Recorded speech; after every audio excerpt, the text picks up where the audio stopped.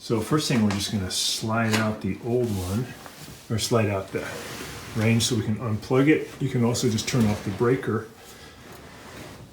but you want to make sure there's no power. So I'll just unplug it here. There we go. Now we're going to take off these grates so we can get to the burner heads. We're going to have to remove a couple of parts.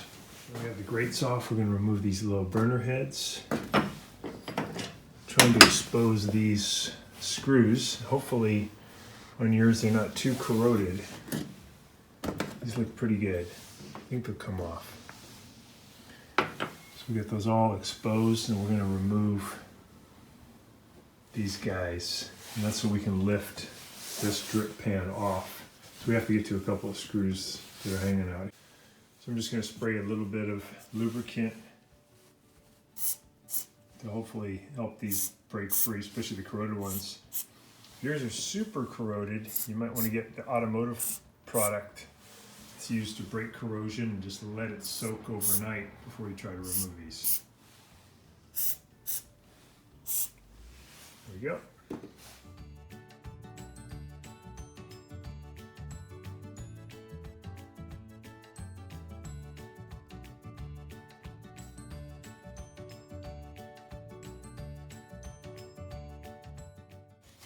Alright, so we're going to see if we can get these screws off now. We're using a 1/4 inch drive.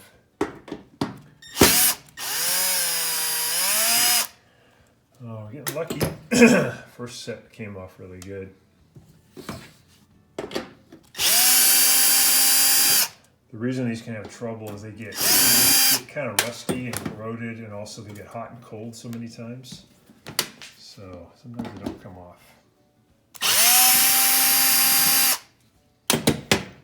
That one looks good.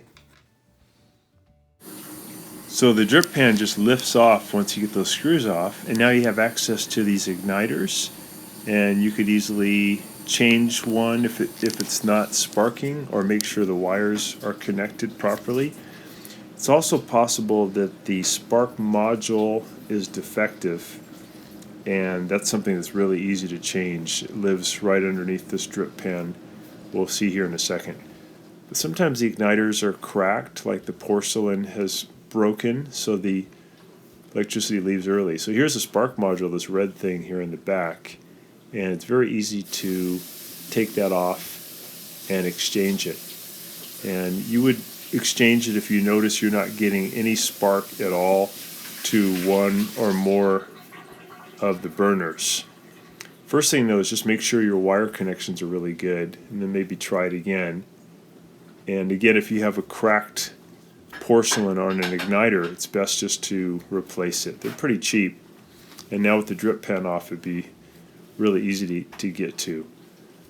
So these are a couple things you can do to get your machine sparking again. And once it's done, we'll just put the drip pan back on and tighten up the screws. So thanks so much for watching, and please subscribe to our channel when you get a chance.